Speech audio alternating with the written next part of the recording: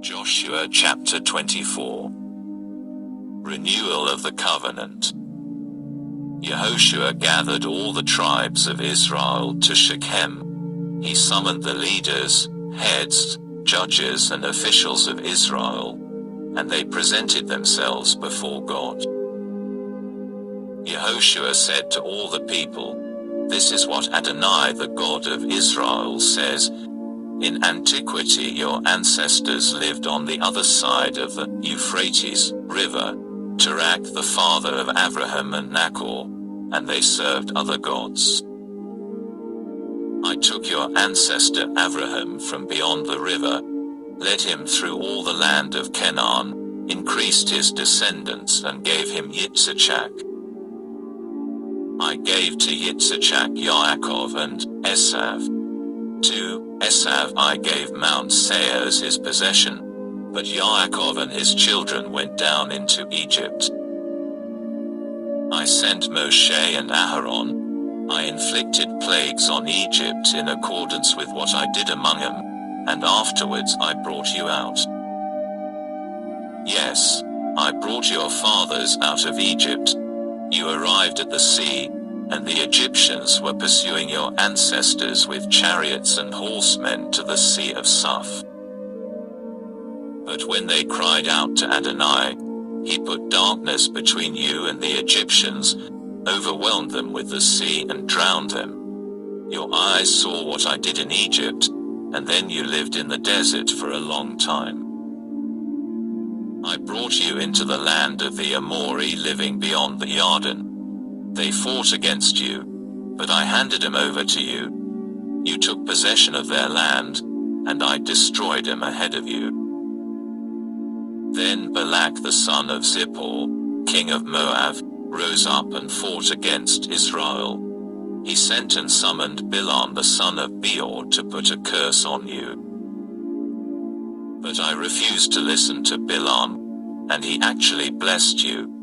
In this way I rescued you from him. Next you crossed the Jordan and came to Jericho. The men of Jericho fought against you, the Amori, Pritzi, Kenani, Hitti, Girgashi, Hivi and Yevusi, and I handed them over to you. I sent the hornet ahead of you, driving him out from ahead of you, the two kings of the Amori. It wasn't by your sword or your bow. Then I gave you a land where you had not worked and cities you had not built, and you live there. You eat fruit from vineyards and olive groves which you did not plant. Therefore fear Adonai, and serve him truly and sincerely. Put away the gods your ancestors served beyond the Euphrates River and in Egypt, and serve Adonai.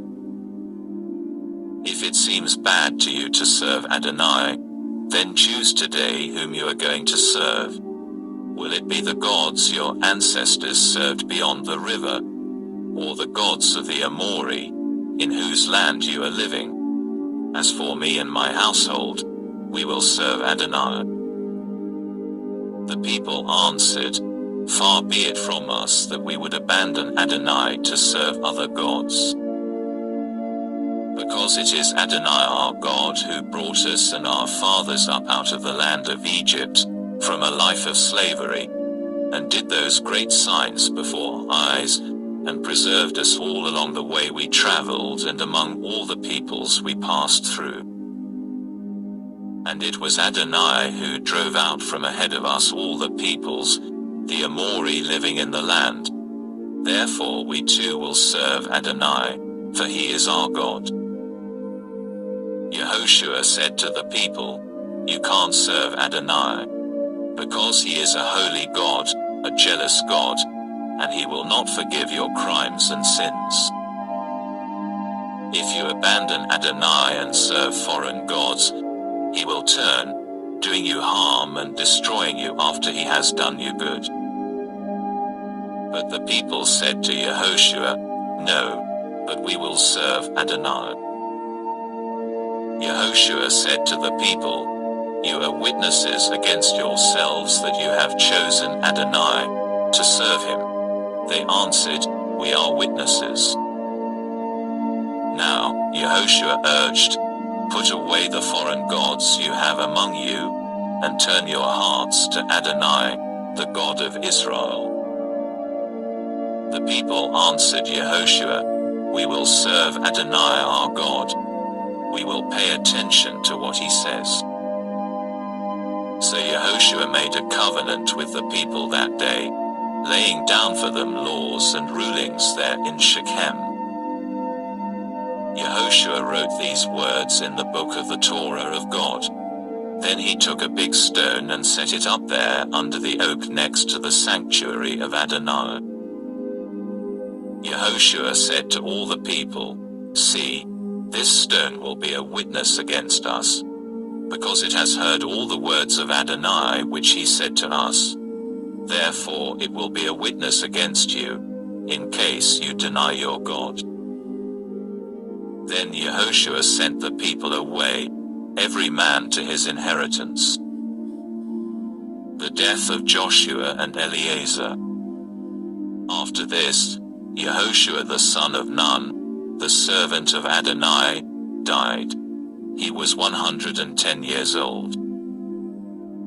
They buried him on his property in Timnath Serach, which is in the hills of Ephraim, north of Mount Gaash. Israel served Adonai throughout Yehoshua's lifetime and throughout the lifetimes of the leaders who outlived Yehoshua and had known all the deeds that Adonai had done on behalf of Israel. The bones of Joseph, which the people of Israel had brought up from Egypt, they buried in Shechem, in the parcel of ground which Yaakov had bought from the sons of Hamor, the father of Shechem, for 100 pieces of silver, and they became a possession of the descendants of Joseph. Finally, Eleazar the son of Aharon died, and they buried him on the hill belonging to Pinchas his son, which had been given to him in the hills of Ephraim.